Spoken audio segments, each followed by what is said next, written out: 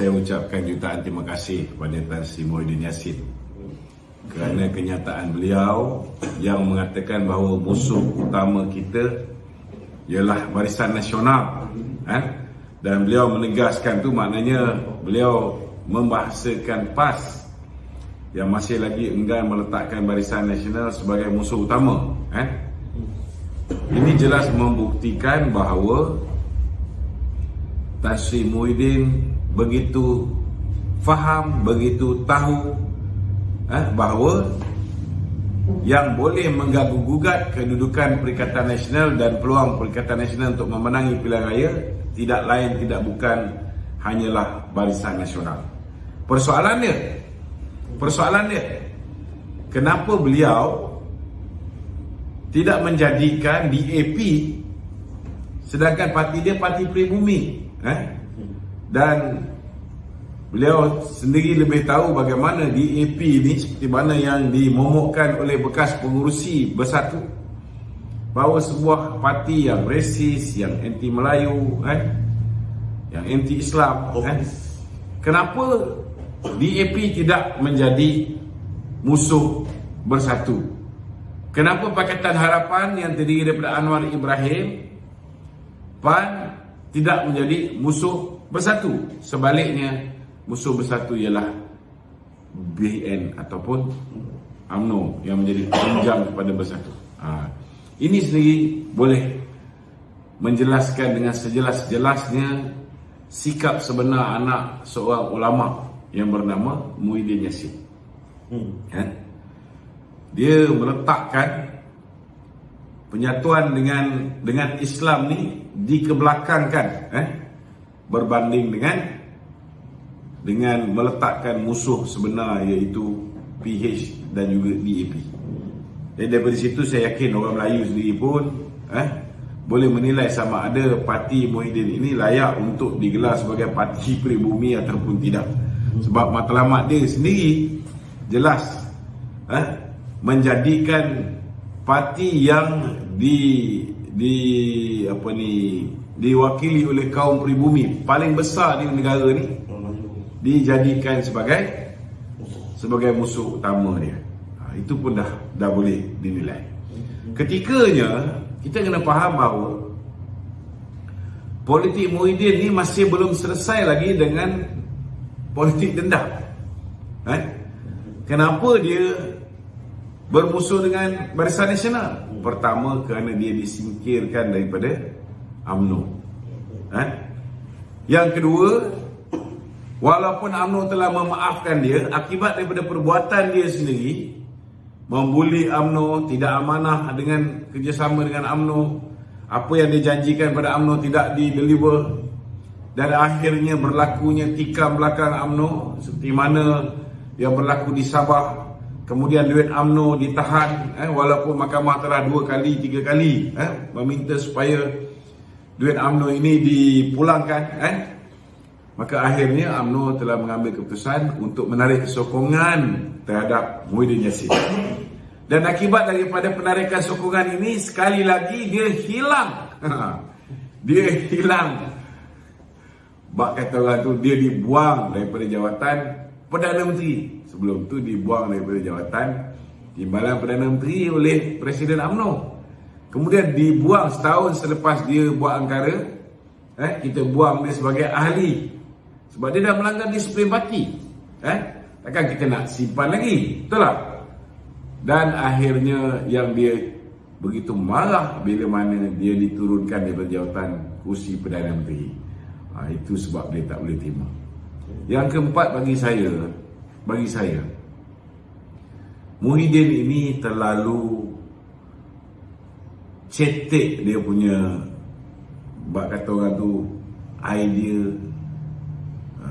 idea bernas, macam mana untuk menonjolkan parti dia sebagai pengganti ataupun alternatif kepada Barisan Nasional. Sepatutnya apa yang perlu dia buat selaku orang yang pernah menjadi Perdana Menteri, dia kena gariskan apa yang boleh dijual oleh Perikatan Nasional untuk berhadapan dengan pilihan raya umum yang ke-15. What is our selling point? Tapi Muhyiddin tidak ada selling point. Dia tidak ada selling point. Kalau dia nak sell, apa dia nak sell? Dia nak sell bahawa dia berjaya untuk memperkukuhkan kedudukan ekonomi negara ketika dia menjadi Perdana Menteri 18 bulan. Tak boleh. Kerajaannya digelar sebagai kerajaan gagal. Kalau dia nak kata bahawa zaman pemerintahan dia, rakyat hidup dengan aman damai, rakyat hidup dengan sejahtera, boleh cari makan, gagal lagi sekali. Zaman dia dikenali sebagai zaman kegelapan negara ni. The Dark Ages of Malaysia. Orang tak boleh keluar cari makan, nak sediakan makanan bawah tudung saji pun tak boleh. Hanya essential services pun yang boleh keluar cari makan. Itu pun essential services pun ada yang kerugian, merosot bisnesnya antara 40 hingga 80%. Yang bunuh diri banyak, yang sakit mental pun zaman dia. Jadi apa selling point dia? Dia tidak ada selling point. Kedudukan mata wang menjunam, kedudukan foreign direct investment hancur, hutang bertambah dengan 600 bilion yang dibelanjakan dalam tempoh darurat. Tak pernah dalam sejarah hidup kita, biasa kita istiadat darurat 1969 kerana berlakunya ketegangan kaum pada ketika itu.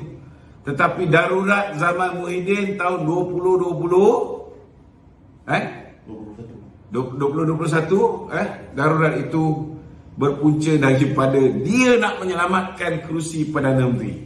Jadi dia gagal segagal-gagalnya. Bila tidak ada apa yang boleh dijual untuk memastikan parti dia mendapat tempat di mata rakyat pada pilihan raya umum yang ke-15, maka dia mengamalkan kembali politik dendam dengan cuba untuk memburuk-burukkan Barisan Nasional, iaitu saingannya. Jadi bagi saya lah, politik yang bak kata orang ni cheap politik murahan begini tidak akan mendapat tempat di mata rakyat. Dan yang kelima, untuk berhadapan dengan pilihan raya, sudah pastilah rakyat nak tengok apa yang kita nak buat. Kalau dibandingkan dengan Pakatan Harapan, Perikatan Nasional dan Barisan Nasional, Barisan Nasional mempunyai track record. Bila dia menjanjikan sesuatu, dia tidak akan menjanjikan sesuatu di luar kemampuan pelaksanaan. Itu sebabnya sebelum kita berhadapan dengan pilihan raya umum yang ke-14, kita telah menunaikan lebih kurang 99.6% janji yang dibuat pada tahun 2013 pada pilihan raya umum yang ke-13. Itu track record Barisan Nasional. Tetapi PH dan PN, apa dia nak jual? Apa yang dia nak janjikan? Janji yang diorang buat, janji yang Muhyiddin buat ketika bersama dengan Pakatan Harapan sebelum pilihan raya umum ke-14. Janji itu, 60 janji itu, hanya satu je yang ditunaikan, iaitu menghapuskan GST. Itu pun membawa kecelakaan kepada negara, kerana negara kehilangan lebih kurang 30 bilion hasil tambahan di antara perbandingan GST dan SST punya pendapatan. Jadi apa yang dia nak janjikan kepada rakyat, dia memang tahu dia tak boleh janji. Jadi bila dia tak boleh nak janji, dia nak keluarkan manifesto pun tak boleh, maka cara dia tidak lain tidak bukan hanya memburukkan Barisan Nasional. Dan saya nampak sasaran hari ini sudah pastilah nak cerita pasal benda baik yang dia boleh buat. Dia tidak ada benda baik yang dia boleh tawarkan, melainkan mengulangi tentang 1MDB. Lebih-lebih lagi perancangan mereka untuk memfitnah Datuk Seri Najib, untuk memfitnah Datuk Seri Zahid, telah melalui proses pendakwaan. Dan kita dapati hari ini Datuk Seri Najib telah pun ke penjara. Sudah pastilah inilah yang akan dijadikan sebagai modal. Nak jadikan kes Datuk Zahid sebagai modal tak boleh. Sebab kes Datuk Zahid tiba-tiba dia terlepas. Kan? Cuba kalau dia dapat hakim yang dia boleh kawal. Sudah pastilah kes Datuk Zahid juga akan menjadi modal mereka. Hari ini mereka diam 1000 bahasa. Nak cakap banyak pun tak boleh. Sebab kalau mereka cakap banyak, last sekali kita pun tanya, bukankah Muhyiddin juga terima dana politik daripada KSB? Bukankah Mahathir juga terima? Bukankah Hishamuddin pun terima? Syafiq Abdal terima? KJ terima? Ini antara benda-benda yang bagi saya lah, kenapa dia tidak meletakkan musuh mereka.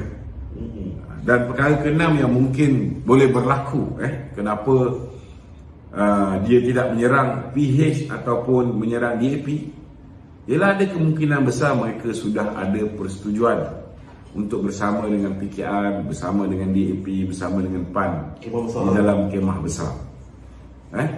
Itu sebabnya kalau PAS tidak bersetuju untuk menyertai kemah besar yang dalamnya ada PAN, dalamnya ada DAP, maka PAS perlu segera membuat keputusan keluar daripada Perikatan Nasional. Yang penting keluar dulu kalau nak selamat. Sebab setidak-tidaknya ahli PAS masih lagi memberikan sokongan kepada PAS. Setidak-tidaknya PAS masih akan bertanding menggunakan lambang PAS. Kerjasama dengan UMNO belum tentu lagi. Tetapi yang penting PAS kena ambil stand, disassociate itself daripada Perikatan Nasional ataupun Bersatu. Kalau nak ada peluang memenangi kursi lagi lah. Kalau nak ke gaung bersama dengan PPBM, silakan. Tak ada masalah. Kita bagi pandangan ikhlas. Okey?